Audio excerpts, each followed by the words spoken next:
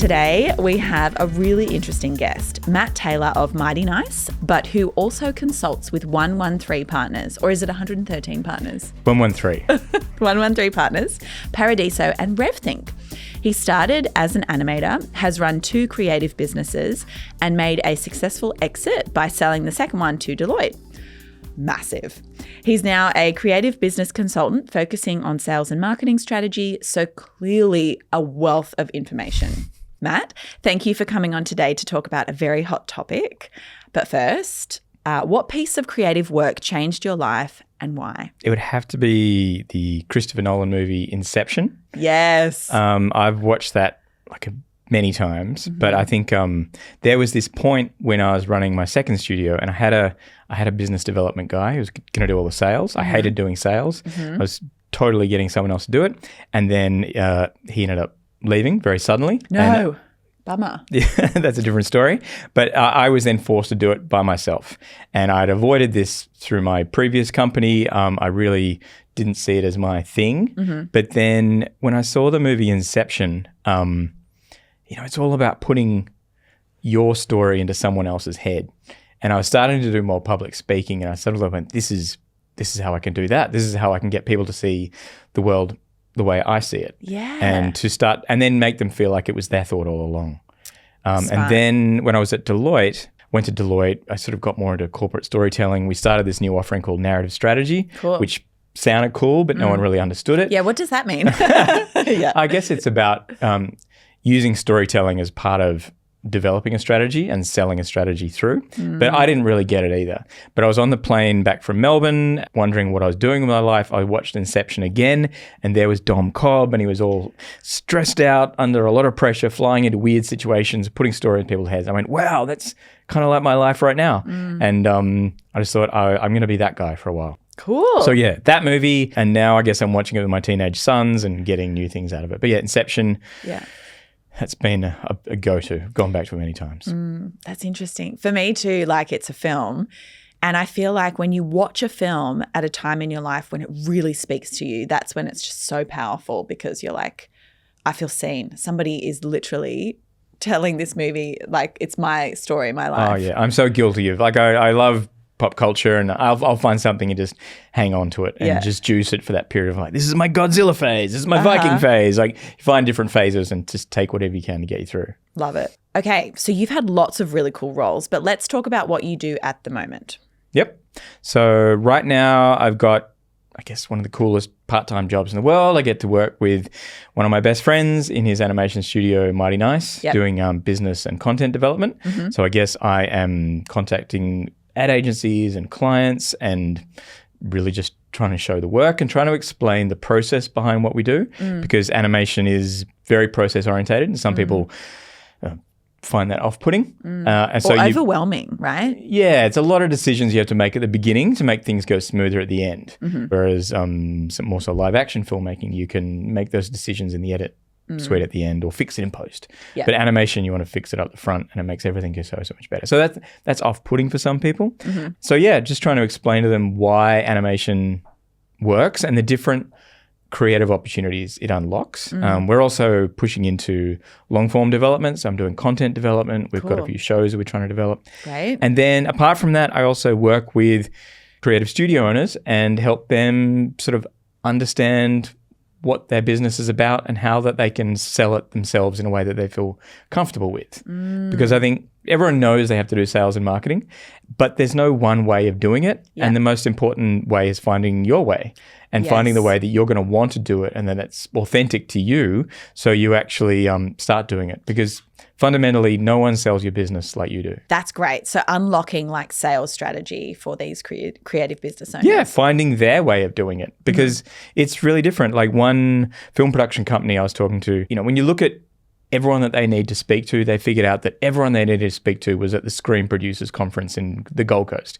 Yep. And basically, they could put all their marketing efforts into taking these 20 people out for a drink. And that's everything they needed to do for the year. So people get put off by marketing because they think you need to drown the internet in content, but really there are specific people you need to speak to, and there are things you need to make sure that they understand about you. And it's kind of trying to dig into that before you get put off by, oh, I hate filming, I hate being on camera, I don't want to make 1 million videos every week. Like, that's not what marketing's about. Yeah. Or it doesn't have to be.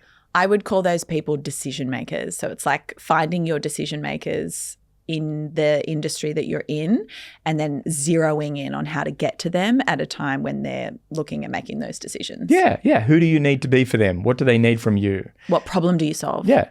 Okay. What do you think makes a traditional business model? What is it? Well, you know, I was looking this up last night, and I guess a traditional business model is based on retail and manufacture. It's about I have a product and I sell it for X and I will try to sell it for X plus 10%. And then if I'm really profitable, I'll sell it for X plus 20%. And I think when you're running a creative business, you can productize your services in some ways, but I don't think it's ever that simple. I mean, I tried to do that in my second studio where we, you know, explainer videos were a thing, and we could sort of like, you can get this sort of video for this much, or you can get this sort of video for that much. But really, it's never that simple. A traditional business model is about that. Like you have a product or a service, you sell it to people for this. You know, whether it's plumbing or stuff like. I think where it's different with a creative business model is, I found from animation studios, I didn't get to tell them how much it cost. Like, you go to a doctor, you go to an architect, they give you a bill and say, this is how much it costs. Generally, people come to me and say, I've got 25 grand, I want a video, or I've got more. And so you are either working with their budget and making it work, or you are challenging their budget and going, actually, it's this much, but in that case, you need to prove why it should be that much. Or you're going, I'm going to take a loss on this and win this client and do it for less. So there was that problem. And then also there was a problem of just like, you're selling a service, you're not selling a thing. And a lot of business advisors I got early on who were coming from a traditional business model and then looking at creative businesses, they were like, how much is this thing you sell? How could you sell more of this thing? Or how could you make this thing for less? And that often the conversations I was having was about quality. Like, how do I sell quality? How do I prove what quality means? But really, it's probably more down to relationships, because I think most creative businesses and creative sales are about trust and relationships. And so how do you grow those things? What is that saying? You can have something fast, high quality, and you can be like on brief, on time, and on schedule. That's it. Pick two. And I don't think that's right. I think you can totally pick three, and you should be prepared to offer three all the time. But it's being prepared to have hard conversations with clients sometimes, or open, honest conversations about what's required. It requires management, and it requires educating your client and bringing them in on that journey of what you're doing. Yeah. I did put in here about your first business and selling. Can we talk about that? Yeah. Okay. You asked, was it a plan or was it a happy accident? Oh, okay. Yeah. And it was both. Great. I guess initially, after having run my first animation studio, which is definitely more of a creative endeavor where we were trying to get big ads, and I guess everything was a creative project. We were doing what creative people do badly, where they just go, I need to do great work, so I'm going to pour everything I have into every job. And so we were constantly pouring everything into every job and never had anything in reserve. By the time I started my second business, like, I want to run this like a business. Like, I actually understand who my customers are. I understand the pricing around what I'm doing. I want to be able to offer options. And you know, it was suggested to me like, wow, you know, maybe in 3 years you could sell this. And I started off thinking that, like, 3 years I'm going to sell this. And then that just, particularly when that biz dev guy left, I was sort of like, I'm just going to survive, and then I'm going to grow, and I'm going to see where it takes me. But then almost 3.5 years later, that this opportunity came up. Yeah. Wait, so how did it come up? I did a job. Whenever I did a job for someone and it went well, I'd take them out for lunch. Great. And I would... Relationship build, right? Yep. And I took this guy out for lunch after this job, and he went, you know what? I'm going to introduce you to some people. And most people say they will do that and they don't do it. Yep. He actually wrote like 5 emails to 5 really relevant people. And he went, Matt does this, you do this, you should meet. Right. And one of them went to this friend of his that worked at Deloitte, and she passed it on to her boss, and then he wanted to meet. Wow. And then we did one project together, and then he kept saying, let's find ways to work together. And then it quickly evolved into, we want to buy you. Wow. So what do you think went right there to end up with that outcome? I didn't know it at the time, but there are certain sized businesses that people are willing to take a punt on. And in this case, like a 10-person business with bringing in this much money was enough to be credible, but not too much to be too expensive. A risk. Yeah. It was an affordable gamble. I think at the time, it was 2016, a lot of people were trying to combine creative services and professional services and combine the best of, design thinking was big. Yeah. A lot of these things were happening. And so this was one of their first acquisitions. Like that was an experiment. I now view it as like my time in the army where you... That's great. Where people join the army and earn your stripes. You earn your stripes, you kill some people and you learn some new skills and you learn discipline. Yeah. And then you take that away and try to apply it in industries that you love. Not killing people though. Not killing people. And so right now that's how I see myself is like I've learned discipline. Yeah. I've learned what bigger means, but I want to do it with other people. It was a great opportunity, but it was it definitely...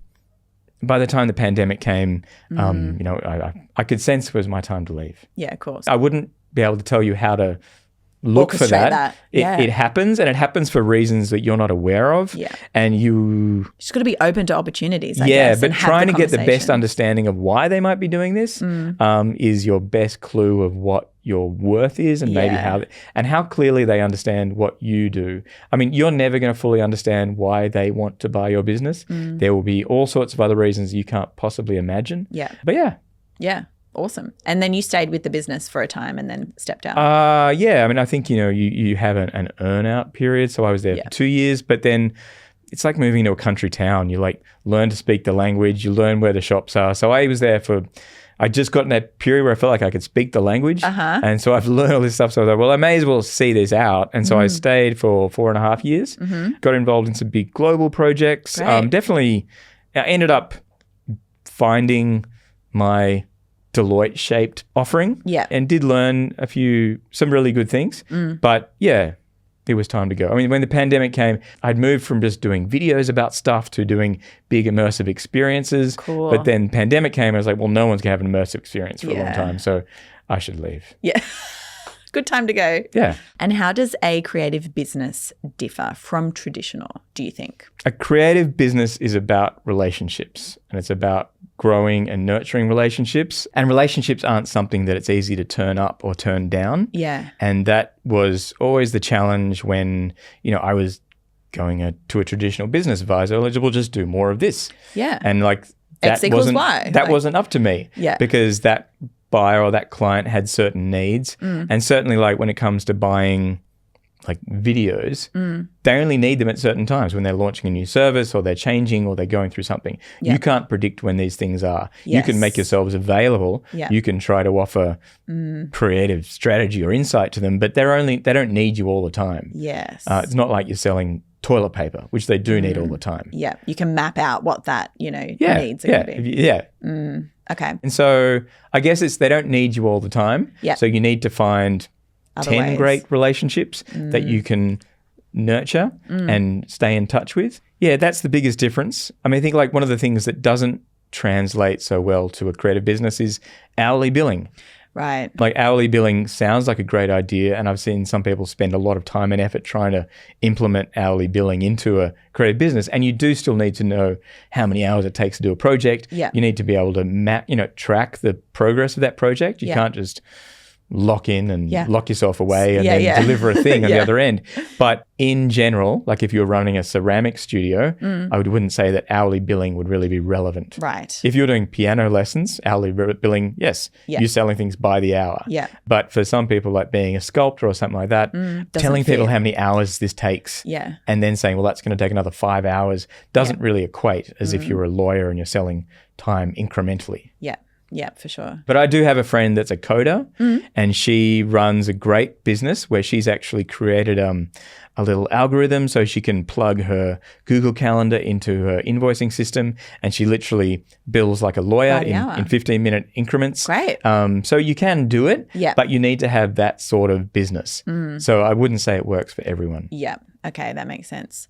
I would also say with creative business versus traditional, in a lot of scenarios, you have to put in a lot of time or money or work with the creative business before it generates the revenue, whereas with a traditional business, less so. I think everyone's got a startup phase. Yeah. I think, what you're trying to do is understand, what you can take from a traditional business is understanding your customers. Yeah. Who are your best customers? What do they want? Yeah. What do they want from you? Yeah. That was something that in consulting, people really put a lot of effort into creating personas and building up this picture of your customer. I find that lots of studios I've worked with don't do that or haven't ever really thought about that. Interesting though, like with funding bodies, they want that kind of information. They want that audience persona, like exactly who is the target market. So it's useful. Oh, totally. And I like to think of personas as like trading cards, and maybe you need like 3 trading cards, and you're and then I put pictures on them. I try to think about what they wear, where do they shop? Their life habits do matter because for sure. I mean, I had one client. The first client I really got, his name was Aaron, and he worked in like Macquarie Park, but he lived in Balmain. And I found that I could get him to come for a meeting in my Darlinghurst studio at 2 p.m. on a Friday really easily because he wanted to leave Macquarie Park and get home early. Perfect. So you kind of then think about fitting into their life actually does kind of matter. Yeah. And then thinking, they got 2 kids. They want to get home at this time. How can I work this around them rather than going, let's meet at 6 p.m. on a Wednesday for drinks, and they'll never ever meet you. Yes, absolutely. That goes into sales strategy as well, I reckon. Like when I'm trying to target someone, I will maybe find out, do they have kids, or what would they be interested in? Would I buy them tickets to something as opposed to like, an experience or whatever, and making it work for them, showing that I've done a little bit of research as well. Yeah. And it makes them feel like it's an easier yes, isn't it? Yeah, and that's when, you see a lot of Instagram ads about build a funnel, pump a business out. And I don't think that always works in this regard. You touched on, obviously, like, okay, knowing who your customer is. That's great in any business. Yeah. What else would you say works? We touched on sales and marketing. I mean, every business needs to know what they do. Yes, and be able to talk about it really simply and get people to understand quickly. So that's something that work it out. Plumbers do very well. Like, I'm a plumber. Yeah. They have reference. Everyone has reference to a plumber. Yeah. Obviously there are specialty plumbers. There are plumbers that do all sorts of in-depth plumbing. Commercial plumbers, like residential, whatever. Yeah. And just like that, like, how do you describe yourself? So positioning is really important. Yeah. I think that matters to any business. And what about things like P&L? Like know your numbers, like that works with every business, right? Yeah, understanding. Again, we were talking a bit before about the tendency of like sort of, my background's in animation and video. So people put all the money up on the screen to try to get their next gig. And I'm sure that's the same in a lot of creative endeavors where people put all the money into the product so that they can, you're going to make great work to get more great work. Yeah. Running your business like a business is like, how could I make, you should probably allocate 60% to the job and keep 40% behind everything else. So you're not throwing 100% of every budget at every job all the time. Certainly if we'll come back to being a plumber or a baker, your materials, your wages, all these things, having a good understanding of that and not just looking at this budget as, here's my playground. I'm going to throw every dollar of this into something because this is going to win an award and that's going to get me another job. I didn't understand a P&L for a long time. Yeah. And I think profit and loss sheet. Yes. People are scared of them. Yeah. They don't want to know about it. Yeah. They're creative. It's not their job, but learn to look at it. At least understand it. Like if you're going to outsource that, which you should have a good accountant, but know how to read it and understand when it's healthy and when it's not. How to ride that wave. Yeah, that's right. Okay, let's bring it back to our core listener, the creative or freelancer. If I'm starting out as an individual or selling a service, can you give me 3 things to think about that I could pull from a traditional business model? If I'm like a one-man band, I'm small, what should I be thinking about up front? Gosh, I think I just stole this answer for what I said last time. But let's come back to know who you are. Yep. Have some solid positioning. Yep. You need to be able to tell people who you are, what you're good at, why you're different. Yep. And understand the market. Look around at you and see why are you different from this person in a way that is different from just I use the color green. Like, how can you explain in language that your customer is going to understand why you're different, why you're special, why you're unique? Then understand your customer. Have 3 different sorts of customers. Understand their needs. What do they read? Where do they go? What do they like? What are they looking for? Maybe judge your customers by their buying appetite or their buying patterns and think about how can I offer services that are aimed more at their different needs? Or what are the things in myself that I need to dial up and dial down? How do you find out that stuff though? Like, if you think you know who your customer is, how can you be sure? Like, what are some tips to test that out? I mean, often people are starting a business because they were good at something and then they decided to do more of it and employ other people to help them do it. I think a lot of people would have started working in someone else's studio or working with someone who is more experienced. You could then look at their model. Who do they sell to? Yep. What are their benefits? Is there something that translates to you, or would you do things differently? I guess you then look at your competitors or people that inspire you and think about who are they making things for and who buys their things. And then think about what are the opportunities where you are. You know, it might be that, you know, I started out wanting to be a comic book artist, but the comic book industry in the 90s in Australia was very small and a labor of love. But then, you know, I went to New York to a big comic fair and they're like, well, if you want to really do this, you've got to move here. So, you know, there are places you can go to do certain things. And I think if you're starting out, are you in the place where you need to be, where you can sell to the people you want? I think, you know, the internet's changed this opportunities for lots of people, but then that puts more effort on your online presence and how are you going to curate that rather than maybe if you sell things at a market or you sell things face to face. Are you near where people sell things? And then the third thing is probably pricing. Do you understand how much your competitors charge? Do you understand how much your buyers want to spend? And then within that, how do your costs match their realities? And how do you convince them to spend more money or spend less money more regularly? What are some things that will absolutely not translate and shouldn't? Creative versus traditional. You said hourly billing is one. One thing that I found difficult to explain to people was the fickleness of creative markets. They are not like, you're selling toilet paper, people are always going to need toilet paper. You're selling animation, people don't always need animation. It's subjective, like what people like and want at different times. It goes to marketing trends, it goes to economic trends, and it goes to, you know, changes in taste and what people are looking for at that time. So again, coming back to the relationship building aspect of running a creative business, that's where you really need to understand who matters and how are you going to nurture and manage those relationships so that they will be thinking of you when that comes around, because it's not something that they need all the time. And just because you've got a new client doesn't mean you've set up a pipeline to just keep selling them stuff.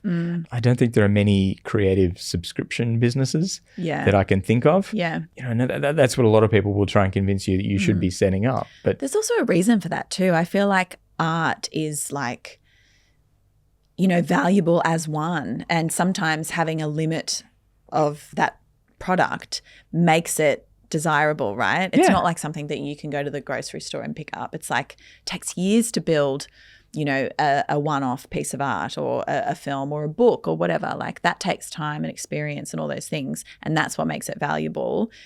You don't want to have like a million of your piece of art at home. No, it's special. And, you know, and I think like the buying anything creative is special and should feel special. And that's what makes your work valuable. People have to show more of themselves online to try and show why they're special, or to show people the, you know, their story, where they're from, how this feeds into what they're selling. But I think right down to the transaction, selling a piece of art, selling a creative service to someone, you want that to feel special. Yeah. And that's something which toilet paper salespeople don't need to do. Can you think of any creative businesses that are doing all of these things really well? Well, yeah. My friend Kat from Hello Developers, she is the one who has that hourly billing just sorted. It's amazing how she lives her life, where she can be an acrobat, coder, motorcycle driving legend. My teenage sons thought she was like awesome. A superhero. Yeah, she is a superhero. She's like one of those 90s cool coders. Awesome. Where she does everything. I think Mighty Nice, where I work, has done an incredible job of, being around for 18 years. Yeah. Surviving GFC, all sorts of economic things, and still selling high-end quality work. It's incredible how the creative industries have grown in Australia. They're just so much bigger than they used to be. I see so many people selling work overseas, accessing opportunities overseas that just didn't happen when I started. 10, 15 years ago. Yeah. Yeah. So, I could take my hats off to all sorts of people. I think there are new ways to have careers, like Alex Grigg, who runs a very successful teaching animation YouTube channel, who used to be a director with Mighty Nice. Great. His career is now teaching animation online. Yeah. He is sponsored by Procreate, made some amazing things, manages to have this great life down in Adelaide, but is not necessarily doing, he's not directing animation full time. Yeah. But he's creating animation. He's working in animation. He's made a life out of animation. He's created a pretty unique life. Yeah. He's doing things differently, but it's really working for him. Yeah. And I feel like as well, some of these bigger brands are also incorporating a lot of creative storytelling, like what you were saying. Yeah. I see all these Australian fashion labels, for example, doing really well overseas because of their really interesting marketing campaigns, and they're telling the story of the brand or the founder or this or that or whatever. And I'm like, okay, I never used to see that when I was a kid buying Billabong or this or that, whatever. Whereas now, a lot of these campaigns have an element of storytelling in them. Oh, yeah. It's all, trying to find that authenticity coming through in even developing your own brand, but then bigger brands do it. It is amazing how Australian stories have been translating overseas. And we also have a really good reputation as well. Whenever I speak to other regions, it's it's an Australian brand. Oh, I'll take a look. So there's that kind of, built-in credibility. Yeah. Okay, you also look at sales strategy for creative businesses, a topic I love because I'm also a salesperson. Yeah. Is that specifically selling the business, or is it generating revenue for creative businesses, or both? Yeah, I mean, selling a business, for me, happened accidentally. Yeah, organically. And quite quickly. Yeah. Probably quicker than it should have. Right. But I think if that is something that you want to do, it's something you need to look at with if you could look at that with a 2-year runway, that would be a better pace of doing it. Yeah. Where you can actually develop a relationship, understand why someone's buying your business. I mean, people are either going to buy your business to take you out of the market and destroy you, or because they can see a way of absorbing what you do into what they do to make them bigger, or because they can see that they could augment what you do and make you more valuable, which they would then profit from. So trying to understand which one of those 3 things they want to do and why they might want to do it is a good way to view that. And then if you start to think of, if you're actively looking for people to sell your business to, who might fit those things, and what sort of role do you want to have in that business? Are you looking for security and an ongoing life, which without paying your own bills? Yeah. Or are you looking to receive a payout and then exit in 2 years and do something else? Yeah. What do you want to do? So I more often help people find their way of selling. Yeah. I find that creatives aren't very comfortable selling, and it's generally the thing they hate doing. Yeah. But often creative people can be the greatest salespeople. Why is that? Well, I mean, they're passionate about what they do. They love what they do. They love, they're trying to make a life based around what they love doing. And when they can find the right words to say that to someone and that person sees that light in their eyes, it's like nuclear power. Like you can't get enough of it. And people love that. And when you get someone talking in the right way and at the right time about what they love doing, I mean, you don't even need to use words like authenticity. It's just spilling out of them. Yeah. But everyone has different ways of selling and everyone has different levels of comfort with extroversion and putting themselves out there. So it's finding the ways to help people sell. So generally for me, it's really working with people to find that cadence that matters for them as an individual. Yeah. I get pummeled on Instagram with offers of feeds and creating six-figure creative businesses and you can scale up and do this. And I think I'm not sure whether that's like the influence economy or what it is that's created this expectation that people can do these things. Right. But you still need to be able to understand how you want to do it and how you're going to sell your business. Yeah. Because you're the one that's going to sell it. No one can sell it for you. Okay. Can you talk us through any trends in the market right now from the creative industry's perspective? What are you seeing firsthand? At Mighty Nice, and what I'm seeing is people are looking for the handmade. I think yes, I'm seeing this. AI is causing headaches and questions all over the place, but people are really looking for something that is made by someone and that they can trust and see the process. So yeah, rise in handmade. So this is our wrap-up question. What does creativity mean to you? I think when I started out, I thought creativity meant being able to draw well because I draw and I always thought that was my creativity. But sometimes I think being able to do a particular thing actually limits you and you start to see the world in terms of how can I do this thing and sell that. And I think quite often that becomes muscle memory and that becomes, a craft, which is born of creativity. It's born of creative impulse. But I think creativity is way bigger than that. And I think creativity is confidence. Creativity is the ability to change. And creativity is the ability to see a different way of doing things. And I think some people say, oh, I'm not creative, I couldn't do this, because they think they can't draw or they stopped drawing when they were 6 or they don't like writing stories. But I think there's loads of creativity out there. Yeah. And I think it's confidence. And I think a lot of creatives need to find their own confidence. And lots of people who don't view themselves as creativity should open themselves up to the fact that there's a creative act out there that just involves letting go of preconceptions and trying to see things as they really are and trying to find a different way of doing things. And I think right now, with so much change, so much uncertainty, being more creative and harnessing your own creativity and having a more flexible outlook is incredibly beneficial. Yeah. Yeah, I agree. Also, just on that, I agree with you. I think creativity is looking at things and seeing something that nobody else does, or finding a different way, or, even resilience and stuff. There's so many different ways to skin a cat, right? And I think if you're creative, you'll find a different way to do that.